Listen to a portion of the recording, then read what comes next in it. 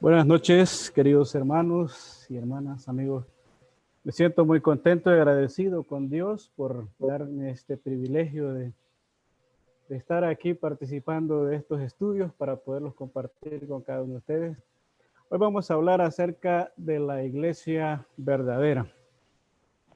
Esto es muy importante ya que en estos tiempos hay muchas iglesias, cada día aumenta el grupo de iglesias que no llenan los requisitos para ser llamadas la iglesia verdadera, ya que Jesucristo solamente tuvo en bien edificar una sola iglesia. La iglesia que es verdadera tiene que tener un origen, cronología y características que lo vamos a ver en esta preciosa noche.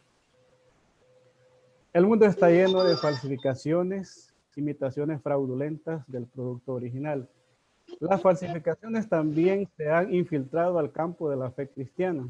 En 2 Corintios capítulo 2, en el versículo 17 encontramos Pablo hablando a los corintios, dice, pues no somos como muchos que medran falsificando la palabra de Dios, sino que con sinceridad, como de parte de Dios y delante de Dios hablamos en Cristo. He usado esta ilustración de los billetes de 500 lempiras en Honduras. Tienen muchas marcas de identificación, como usted puede observar. Tienen como unas 12, ¿verdad? Formas de identificar. La más común es para cualquier persona común, puede ser una cinta y también una carita que aparece en la parte izquierda. También aparece el relieve de la impresión. Pero recientemente vi una noticia que estaban falsificando billetes y que parecían idénticos. Hoy en día es difícil para muchos reconocer la iglesia verdadera porque hay muchas falsificaciones como en el dinero. Las falsificaciones usan la impresión con tintas pigmentadas, o sea, son contra el agua. Son llamadas Durabray y pues estas tintas pueden durar hasta 100 años, no se deterioran con el sol. Y fabrican cuidadosamente también el hilo de seguridad. La impresión de billetes auténticos usa la técnica de impresión hueco grabado que deja un relieve inconfundible. Las tintas que usan para estas impresiones, pues la gente que no sabe no puede identificar un billete falso de un verdadero. Se ven casi idénticos, pero uno puede tactarlo. El olor también y el registro, que es una impresión por los dos lados de una forma muy precisa y también tiene unas microimpresiones, que eso no se puede falsificar muy fácilmente. Así también los líderes judíos en aquel tiempo habían falsificado la enseñanza verdadera, según Mateo 15, 1 en el versículo 2. Estas personas, ¿verdad?, estaban cambiando lo que era los mandamientos de Dios por una tradición. Igual que hoy, el mundo religioso moderno también existen falsificaciones de la iglesia verdadera. Con relación a esto es muy importante considerar las palabras del Señor. Toda planta que no plantó mi Padre Celestial será desarraigada, según Mateo 15 en el versículo 13. La iglesia tiene un origen según la palabra de Dios. Primeramente fue planeada desde antes de la fundación del mundo. En Efesios capítulo 1, versículo 3 al 4 nos dice, bendito sea el Dios y Padre de nuestro Señor Jesucristo, que nos bendijo con toda bendición espiritual en los lugares celestiales en Cristo, según nos escogió en Él antes de la fundación del mundo, para que fuésemos santos y sin mancha delante de Él. Sin duda no fue un accidente, no fue algo que surgió de la nada, es algo que fue planificado antes de la fundación del mundo. La iglesia es muy importante y tiene que ser, conforme a la Biblia, un origen verdadero. También fue profetizada en el Antiguo Testamento. Encontramos dos profetas, el profeta Isaías, como también encontramos el profeta Daniel. En Isaías 2:2 dice: acontecerá en lo postrero de los tiempos que será confirmado en el monte de la casa de Jehová como cabeza de los montes, y será exaltado sobre los collados, y correrán a él todas las naciones, y vendrán muchos pueblos y dirán: venid y subamos al monte de Jehová, a la casa de Dios de Jacob, y nos enseñará sus caminos, y caminaremos por su senda, porque de Sión saldrá la ley, y de Jerusalén la palabra de Dios. Esta profecía pues fue cumplida en el año 33, 50 días después de la ascensión de Jesucristo, igual que fue cumplida la profecía de Daniel, capítulo 2, 44, que dice: así como viste el hierro mezclado con barro, se mezclarán por medio de alianzas humanas, pero no se unirá el uno con el otro, como el hierro no se mezcla con el barro. Y los días de estos reyes, el Dios del cielo levantará un reino que no será jamás destruido, ni será el reino dejado a otro pueblo. Desmenuzará y consumirá a todos estos reinos, pero él permanecerá para siempre. Aquí a la derecha tenemos una pequeña ilustración acerca de la visión que tuvo Daniel, y él estaba mirando una estatua que su cabeza era de oro. Esto representaba el imperio babilónico. La plata representaba el imperio medo-persa, y el bronce el imperio de Grecia. También el hierro y el barro cocido representa Roma y el rey Herodes, que en ese tiempo, en estos reyes, en estas alianzas que tenían, como fue donde nació la iglesia que Jesucristo edificó. Él vivió en ese tiempo y fue fundada conforme a la profecía de Daniel. Cuando ya empezaba el ministerio de Jesús un poco antes, Juan el Bautista anunciaba este evangelio. Dice la palabra de Dios: en aquellos días vino Juan el Bautista predicando en el desierto de Judea y diciendo: arrepentidos, porque el reino de los cielos se ha acercado. Ya él estaba preparando el camino para Jesucristo y su reino. Sabemos que Jesucristo es Rey de Reyes, y por lo tanto él necesitaba un reino. Fue anunciada también por Jesucristo. Mateo 16:18 dice: y yo también te digo, que tú eres Pedro, y sobre esta roca edificaré mi iglesia, y las puertas del Hades no prevalecerán contra ella. Como podemos ver, el origen divino de la iglesia original, auténtica, verdadera, estuvo primeramente en el plan de Dios, y después fue anunciada también por Jesucristo y los profetas. Ahora vamos a ver en segundo lugar la cronología de la iglesia.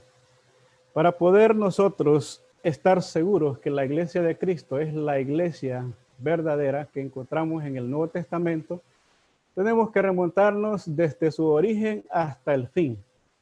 Según vemos ahí en Mateo capítulo 6:18, ¿verdad?, que fue el inicio en el año 33, Jesucristo prometió edificar la iglesia, y 50 días después, ¿verdad?, de la ascensión, fue la iglesia establecida.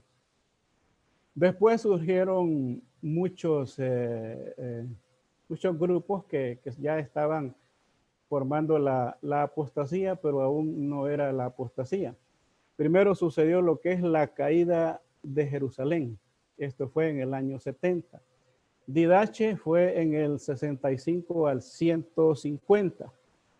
Es una obra literaria cristiana primitiva que ellos pues estaban compilando la información de las enseñanzas de Cristo y también de los apóstoles, pero también ahí se introdujo lo que es una imagen donde se da a conocer el bautismo por aspersión y no por sumersión. Entonces Didache es una parte, ¿verdad?, que fue prácticamente desviándose del origen de lo que es la iglesia del Nuevo Testamento. También tenemos a las enseñanzas de Orígenes en el 232, y así sucesivamente, verá, por orden cronológico, los gnósticos, montanistas, novacianos, donatistas, fueron, verá, el preámbulo de lo que era la apostasía, ya como lo fue en el Consejo de Nicea o el concilio, ¿verdad? El concilio de Nicea. El concilio ecuménico, donde pusieron ahí muchas órdenes religiosas para poder impartirlas de una forma uniforme en todo el mundo. Ahí nace lo que es el catolicismo con la extrema unción, purgatorio, música instrumental, celibato, el gran cisma, la indulgencia, rozamiento y la infabilidad. Todo esto nace, ¿verdad?, como una división o apostasía, lo cual pues trajo que la iglesia pues no estuviera de acuerdo con eso, pero siempre la iglesia estaba firme. No sabemos cuántos cristianos estaban en diferentes partes adorando, pero sabemos que muchos lo estuvieron haciendo. Algunos los estuvieron adorando en catacumbas, otros se alejaban muy largo de las ciudades. Solo Francia mató más o menos 70,000 cristianos en su tiempo, personas que eran fieles, apartadas de todo lo que es esta desviación de la palabra de Dios, esta apostasía. Vemos el gran cisma en 1054. Esta es la división grande que podemos observar acerca de la Iglesia Ortodoxa griega, ¿verdad? De ahí nace la Reforma. La Reforma fue en el año 1509, más o menos. Martín Lutero estaba haciendo una declaratoria oficial, 95 tesis en contra de la Iglesia Católica Romana, y él se apartó y formó parte de la Iglesia luterana, o sea, los seguidores de él, aunque él no quiso que se llamaran luteranos, pero posteriormente se les llamó así. Y así sucesivamente vemos que la cronología de la iglesia, como muchas agrupaciones se han estado desviando cada día más y más de la palabra de Dios. Un sinnúmero de doctrinas falsas que podemos observar que no están de acuerdo a la sana doctrina, no están de acuerdo al Nuevo Testamento, por lo tanto, son de manufactura humana.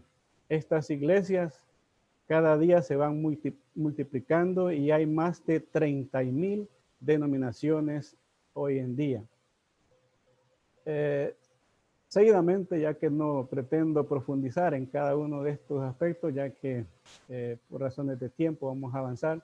Ahora vamos a ver la tercera parte, que es las características de la iglesia verdadera. La característica de la iglesia verdadera principal es el resultado de la semilla verdadera, la palabra de Dios. La palabra de Dios es la semilla.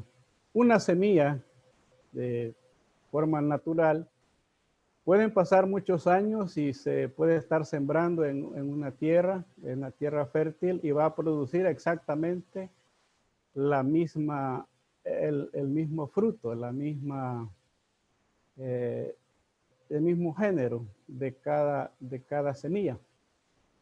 Hay un banco de semillas en Salt Lake City, en Estados Unidos, en Utah, porque es un lugar muy salado, donde han recopilado muchas semillas alrededor del mundo, para que si alguna catástrofe sucede en todo el mundo, esas semillas nuevamente se van a sembrar y van a producir todas según su género, según su formación genética, ¿verdad? Que ya Dios la ha dejado. Así la palabra de Dios, que fue sembrada en los corazones de miles de personas hace más de 2000 años, produjo cristianos solamente.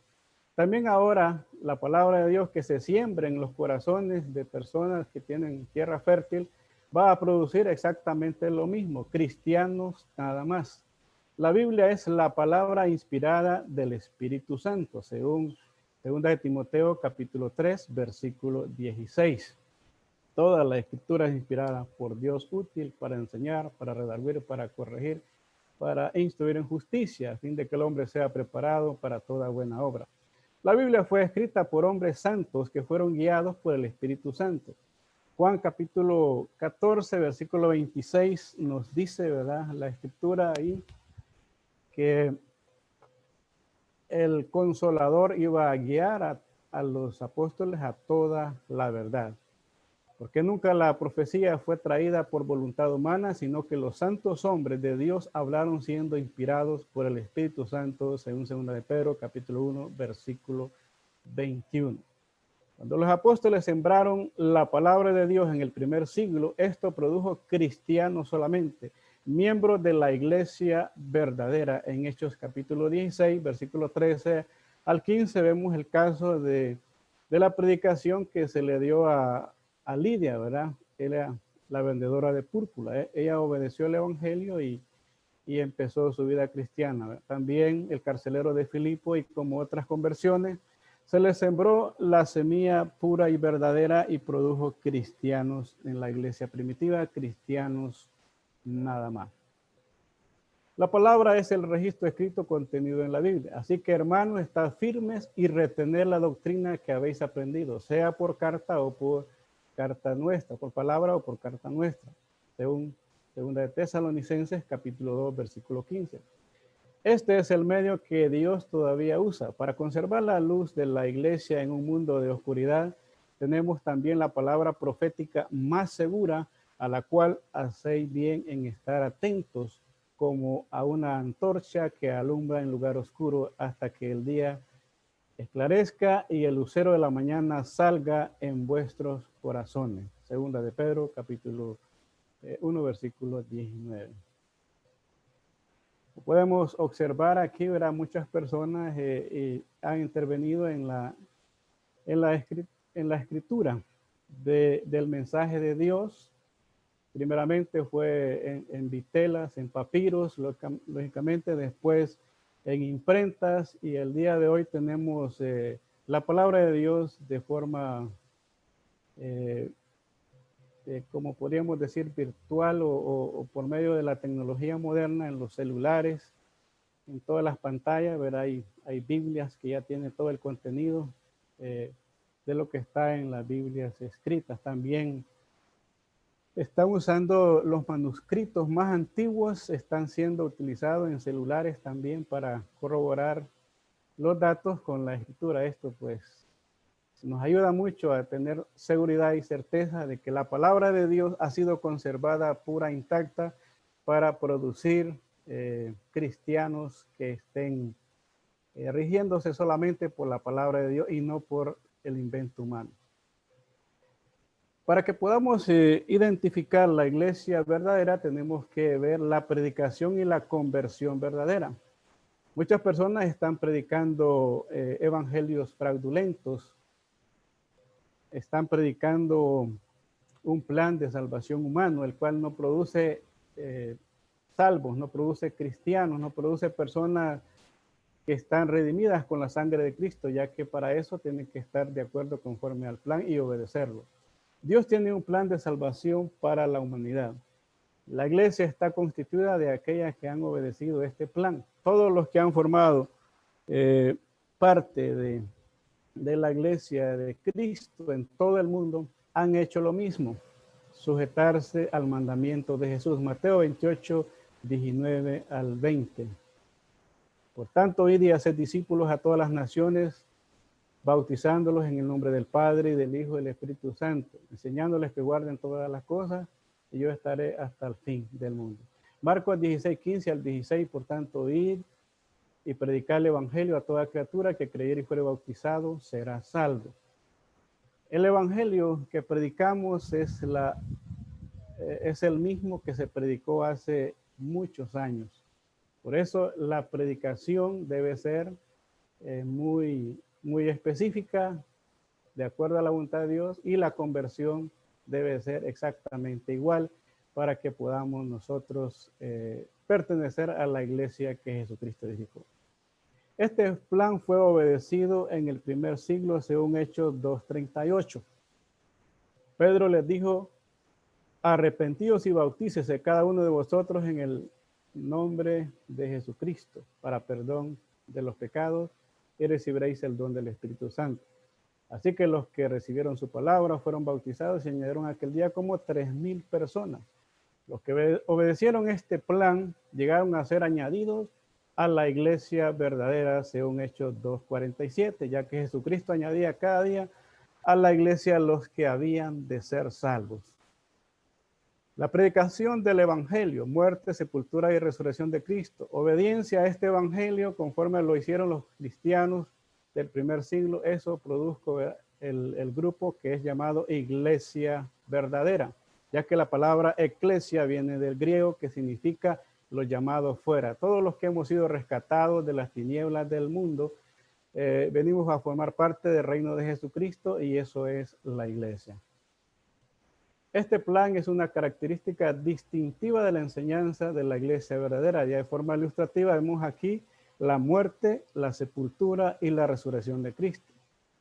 Cristo murió, fue sepultado y resucitó. Al obedecerlo, este evangelio, pues tenemos que creer que Jesucristo es el Hijo de Dios, creer que Él murió por nuestros pecados, que derramó su sangre para pagar nuestras culpas.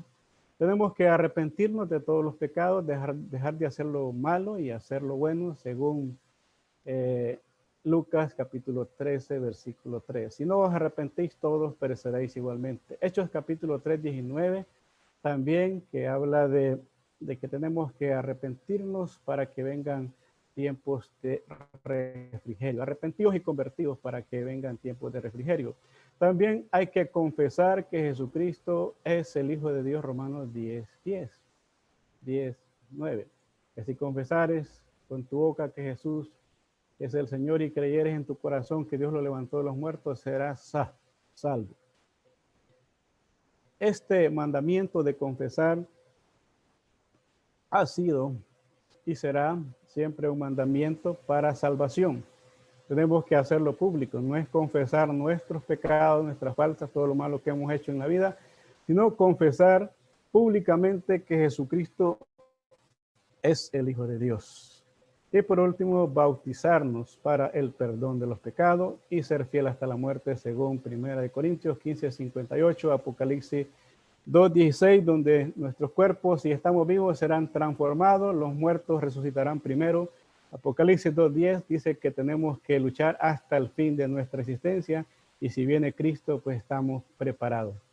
Todas las personas que obedecen el evangelio forman parte de la iglesia verdadera. Vamos a ver ahora lo que es la práctica y la adoración verdadera. Esto es una distinción, pero en todas las sectas religiosas no adoran de forma correcta. Vamos a ver lo que dice la Biblia. La Biblia presenta varias formas de adoración a Dios. Una de ellas es la adoración vana. Mateo capítulo 15, versículos 7 al 9. Esta adoración es vacía e hipócrita. Este pueblo de labios me honra, enseñando como doctrinas y mandamientos de hombre. La adoración ignorante, como dice en Hechos 17:23. Porque pasando y mirando vuestros santuarios, hallé también un altar en el cual estaba esta inscripción: al Dios no conocido, al que vosotros adoráis, pues sin conocerle es a quien yo os anuncio. Pablo, predicando en ese lugar, ¿verdad?, encontró muchas personas que estaban adorando a un Dios no conocido. La verdad que nosotros conocemos a Dios a través de la palabra de Dios, conocemos a Dios a través de Jesucristo. Ellos estaban adorando de una forma ignorante, sin conocer a su Dios. Una adoración ignorante carece de verdad y de conocimiento. La adoración voluntaria también la encontramos en Colosenses 2:23. Tales cosas tienen a la verdad cierta reputación de sabiduría, en culto voluntario, en humildad y en duro trato del cuerpo, pero no tienen valor alguno contra los apetitos de la carne. Colosenses 2:23. La adoración voluntaria es de manufactura humana, o sea, los hombres han creado, ¿verdad?, su forma de adorar a la forma que a ellos les gusta, les parece. Por otra parte, tenemos lo que es la adoración verdadera, según Juan 4:23 a 24. Ahora es cuando dice la palabra de Dios, los adoradores adorarán al Padre en espíritu y en verdad. Dios es espíritu y los que le adoran en espíritu y en verdad es necesario que le adoren. Esta adoración verdadera, ¿verdad?, surgió ya que el pueblo de Israel también adoraba a Dios con instrumentos musicales. Pero ya cuando vino Jesucristo, eso fue abolido, ya que los instrumentos musicales no tienen apoyo escritural, solamente es de la carne. La adoración verdadera es de corazón, conforme a la palabra de Dios. Encontramos que en la escritura no hay una evidencia de que podamos usar instrumentos mecánicos para adorar a Dios como otras prácticas de adoración. En el Nuevo Testamento revela que la iglesia verdadera practica 5 actos de adoración. Uno de ellos, la oración al Padre en el nombre del Señor Jesús. Vamos a ver en Juan capítulo 14, en el versículo 13. Juan en el capítulo 14, versículo 13 dice, y todo lo que pidieses al Padre en mi nombre, lo haré, para que el Padre sea glorificado en el Hijo. Si alguno pidiere en mi nombre, si algo pidierais en mi nombre, yo lo haré. Es un error muy común, ¿verdad?, que las personas hoy en día están adorando al Espíritu Santo, orando al Espíritu Santo, orando al Señor Jesucristo. Pero eso es una práctica incorrecta, ya que la Escritura nos enseña que es al Padre a quien debemos de adorar en el nombre de nuestro Señor Jesucristo, ya que Él es el intercesor, el único intercesor entre Dios y el hombre.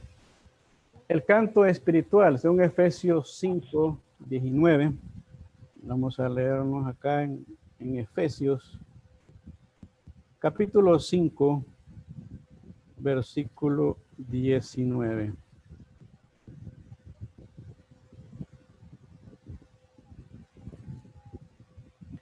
Efesios en el capítulo 5, en el versículo 19, dice, hablando entre vosotros con salmos, con himnos y cánticos espirituales, cantando y alabando al Señor en vuestros corazones, dando siempre gracias al Dios y Padre en el nombre de nuestro Señor Jesucristo. También vamos a ver en Colosenses capítulo 3, en el versículo 16, hablando del canto y no de la ejecución de instrumentos musicales.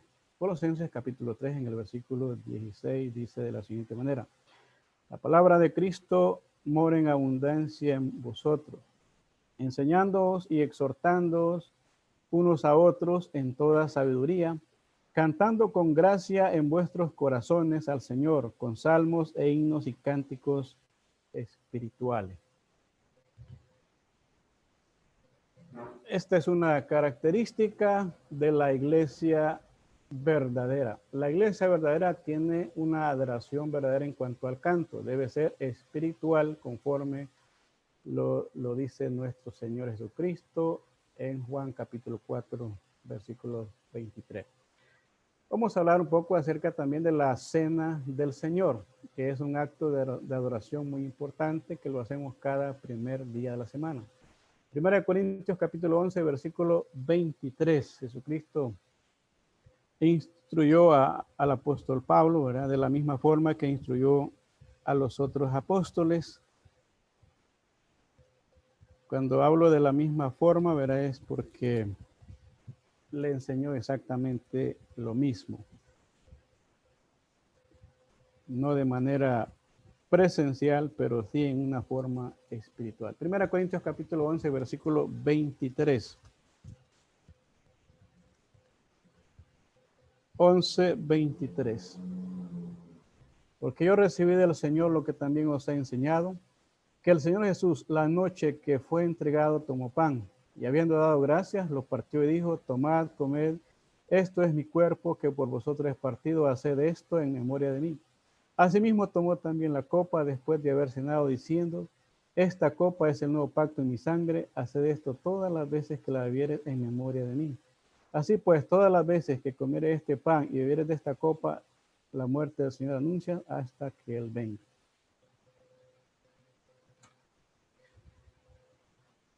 Al igual que el canto espiritual, que hoy en día la mayoría de iglesias tiene instrumentos musicales, la Cena del Señor también ha estado alejada de ser una práctica bíblica, ya que lo hacen cada mes o cada año, y no conforme el mandamiento de Jesucristo.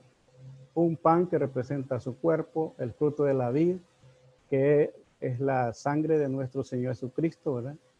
Y también la copa que simboliza el nuevo pacto en su sangre. Hechos capítulo 20 en el versículo 7. Hechos capítulo 20 en el versículo 7 dice así. El primer día de la semana, reunidos los discípulos para partir el pan, Pablo les enseñaba habiendo de salir al día siguiente y alargó el discurso hasta la medianoche. La cena del Señor debe de ser cada primer día de la semana. Tenemos un ejemplo aprobado aquí, ya que Pablo estaba visitando la congregación antes del versículo, vamos a leer el versículo 26 para que tengamos una mejor idea ahí. 26 dice, y nosotros pasados los días de los panes sin levadura navegamos a Filipo y en 5 días nos reunimos con ellos. Entró a donde nos quedamos 7 días. Esto nos indica que era muy importante estar reunidos el primer día de la semana, ya que todos participaban de la cena del Señor. Hay registros también seculares que también lo mencionan, como en el caso del historiador judío Josefo. Él dice en uno de sus escritos que los cristianos se reunían el primer día de la semana para partir el pan. La ofrenda para los santos, 1 Corintios 16, 1 y 2. El Nuevo Testamento revela, ¿verdad?, una práctica bíblica correcta en cuanto a la ofrenda. En cuanto a la ofrenda para los santos, haced vosotros también de la manera que ordené en las iglesias de Galacia. Cada primer día de la semana, cada uno de vosotros ponga parte según haya prosperado, guardándolo para que cuando lleguen no se recojan entonces ofrendas. La ofrenda debe ser de los cristianos, para los cristianos. Es un mandamiento para los que ya son lavados con la sangre de Cristo, bautizados, y también debe ser utilizada para los fines que la iglesia necesita, especialmente los cristianos, los santos. No es para todo el mundo. La predicación y la enseñanza bíblica en Hechos 2:42 nos habla que debemos de usar solamente, ¿verdad?, las enseñanzas de nuestro Señor Jesucristo, instruida a los apóstoles por medio del Espíritu Santo. Hechos en el capítulo 2, en el versículo 42. Y perseveraban en la doctrina de los apóstoles, en la comunión de unos con otros, en el partimiento del pan y en las oraciones. La predicación y enseñanza bíblica las podemos encontrar en todos los escritos, ¿verdad?, que fueron inspirados por medio de los apóstoles. Ellos solamente fueron instrumentos para que la verdad llegara a cada uno de los cristianos, ya que no tenían la palabra de Dios, sino que eran guiados solamente por el Espíritu Santo. En Hechos capítulo 20, en el versículo 7, También encontramos aquí en Hechos, capítulo 20, en el versículo 7, el primer día de la semana. Reunidos los discípulos para partir el pan, Pablo les enseñaba habiendo de salir al día siguiente. Pablo aquí estaba siempre, ¿verdad?, enseñando a los cristianos, al igual que los apóstoles que empezaron a predicar desde el apóstol Pedro y fueron guiados por el Espíritu Santo para llevar el mensaje a todas las personas. Así que la enseñanza, la predicación bíblica es la inspirada a través de los apóstoles. Vamos a ver también un poco acerca de la organización verdadera, que esta es una característica distintiva de la iglesia. Dios es Dios de orden, no de confusión.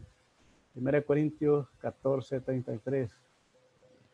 Él ha revelado un orden de organización para su iglesia según Efesios capítulo 4 en el versículo 11. Y él mismo constituyó a unos apóstoles, a otros profetas, a otros evangelistas, a otros pastores y maestros, a fin de perfeccionar a los santos para la obra del ministerio, para la edificación del cuerpo de Cristo, hasta que todos lleguemos a la unidad de la fe y del conocimiento del Hijo de Dios, a un varón perfecto a la medida de la estatura de la plenitud de Cristo. Los apóstoles y su enseñanza son el fundamento, edificados sobre el fundamento de apóstoles y profetas, siendo la principal piedra del ángulo Jesucristo mismo. Los ancianos, obispos o pastores supervisan el rebaño de la iglesia. Cada iglesia local tiene que tener al menos 2 ancianos, o sea, obispos o pastores, que estos son oficios intercambiables, ¿verdad? Los ancianos, obispos y pastores está refiriendo a la misma persona. En Hechos 20:28, por tanto, mirad por vosotros y por todo el rebaño en que el Espíritu Santo ha puesto por obispos, para apacentar la iglesia del Señor, la cual él ganó por su propia sangre. En la organización de la iglesia verdadera encontramos obispos. Es el mismo que pastores, ancianos. Son términos intercambiables, o sea que se están refiriendo a la misma persona. 1 Timoteo 3:1-7. Palabra fiel: si alguno anhela obispado, buena obra desea. Pero es necesario que el obispo sea irreprensible, marido de una sola mujer, sobrio, prudente, decoroso, hospedador, apto para enseñar, no dado al vino, no pendenciero, no codicioso de ganancia deshonesta, sino amable, apacible, no avaro, que gobierne bien su casa, que tenga a sus hijos en sujeción con toda honestidad, pues el que no sabe gobernar su propia casa, ¿cómo cuidará de la iglesia de Dios? No un neófito, no sea que envaneciéndose caiga en la condenación del diablo. También es necesario que tenga buen testimonio de los de afuera, para que no caiga en descrédito y en lazo del diablo. Los ancianos, obispos o pastores, la mayoría de iglesias no tiene este requisito, ya que ellos solamente tienen un pastor y que no cuenta con los requisitos que la Biblia le pide. En el caso son solteros y tienen que ser casados, tienen que tener hijos cristianos, no los tienen, o si los tienen están en desobediencia, tienen mal testimonio de los de afuera, etcétera, etcétera. La organización de la iglesia: Cristo es la cabeza. Después, ¿verdad?, las enseñanzas de los apóstoles, los ancianos, obispos y pastores que cuidan de la iglesia, pero también tenemos los diáconos que sirven a la congregación local, Filipenses 1:1. También tenemos lo que es los evangelistas que predican el evangelio, 2 Timoteo 5:4. y Hechos 21:8. Todos los miembros que sirven a Dios y a la iglesia son con sus dones o talentos. Romanos capítulo 12, 4 y 5. Esta es la organización bíblica verdadera, lo cual pues en una iglesia que no es conforme al Nuevo Testamento, conforme al mandato de nuestro Señor Jesucristo, encontrará que hay una cabeza. La primera que podemos identificar es la iglesia romana. Ella tiene un papa como cabeza. En su silla dice Vicarius Filii Dei, que significa en lugar de Cristo. Él está como un representante de toda la iglesia de Cristo. Existen otras iglesias que tienen profeta, otros tienen presidentes, otros tienen, ahora se han movido más adelante lo que es el apostolado. Todo fundador de iglesia ahora se llama un apóstol. Y así, ¿verdad? Podemos ver que inventan una forma de jerarquizar la iglesia. Ellos se presentan como iglesia, como dueños de la iglesia. También las enseñanzas no son apostólicas, ya que nacen de manuales, nacen de concilios y también nacen, ¿verdad?, del invento humano. Para finalizar, existen otras maneras también que nos ayudan a saber cuál es la iglesia verdadera, como su doctrina en cuanto a la esperanza. Algunos creen que la esperanza es vivir aquí en la tierra, pero sabemos que llegaremos a ser coronados de vida eterna y también tenemos un lugar en el cielo. En el día final, pues vamos a ser victoriosos y coronados de vida eterna. La vida y práctica en la santidad, cómo debemos de apartarnos de la parte moral, de practicar todas las cosas que dañan al prójimo. El amor, especialmente a la iglesia, a nuestros hermanos y a todas aquellas personas que no conocen el evangelio, del cual tenemos que esforzarnos para llegar a cada uno de ellos. Toda la iglesia que no obedece y sigue el patrón de la iglesia verdadera que Dios diseñó es una falsificación y será rechazada en el día final. Muchos me dirán en aquel día: Señor, Señor, no profetizamos en tu nombre y en tu nombre echamos fuera demonios y en tu nombre hicimos muchos milagros. Entonces les declararé: nunca os conocí, apartados de mí, hacedores de maldad. Mateo 7, 22 al 23. Si usted anhela ser parte de la iglesia verdadera de Cristo, el hermano más cercano le ayudará a cumplir este deseo, ya que estamos dispuestos a colaborar en todo momento que usted lo pida. Así es que, hermanos y amigos, gracias a cada uno de ustedes por su valiosa atención. Esperamos que esta palabra, que es la semilla verdadera, produzca cristianos nada más.